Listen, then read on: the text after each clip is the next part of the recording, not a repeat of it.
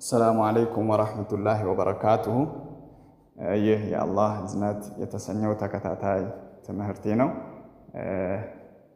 ለዛሬ የመረጥኩት ትምህርት አላህ ሱብሓነሁ ወተዓላ በቁርአን ውስጥ ማለት ነው እዝነቱን ለባሮቹ እንደሚሰጥ የቀሰባቸው ሁለት ቃላቶች አሉ። እነኚህም አንደኛው አታ ወይንም አተይና በሚል ይገልጻል አላህ ሱብሓነሁ ወተዓላ። ሁለተኛው ደግሞ ወሃበ ወይንም ወሃብና በሚል ይገልጻል ማለት ነው አላህ ሱብሓነሁ ወተዓላ።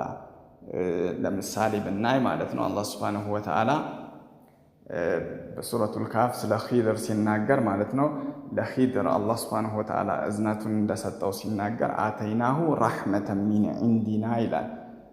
አተይናሁ ሰጠነው ረሕመተን እዝነትን ሚን ዒንዲና ከኛ ዘንድ የሆነን እዝነት የሰጠነው በማለት ይናገራል አላህ ሱብሓነሁ ወተዓላ።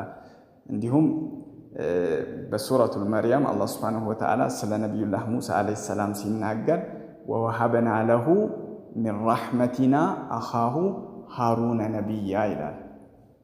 ወወሀብና ለሁ ወሀብና ሰጠነው ለሁ ለእሱ ለማን ለሙሳ ዓለይሂ ሰላም ሚን ረሕመቲና ከእዝነታችን አኻሁ ሃሩነ ነቢያ ወንድሙን ሃሩንን ነቢይ አድርገን ሰጠነው ይላል።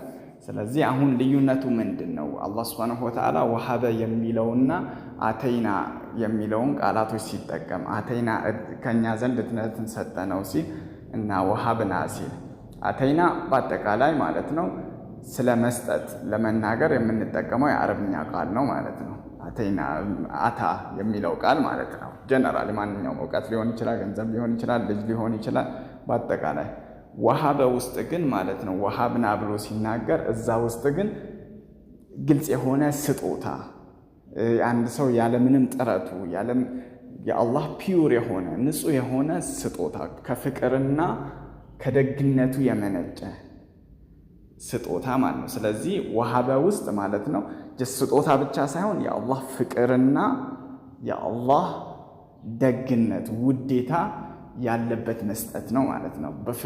የአላህ ሱብሓነሁ ወተዓላ ኒዕማ ዝም ብሎ መስጠት ብቻ ሳይሆን በፍቅርም የሚሰጥበት ሁኔታን ለመግለጽ አላህ ሱብሓነሁ ወተዓላ ወሃበ የሚለውን ይጠቀማል። አተይና ለኖርማሉ ማለት ነው። ኢንሻአላህ በሌላ ትምህርት እመለሳለሁ። አሰላሙ አለይኩም ወራህመቱላሂ ወበረካቱሁ።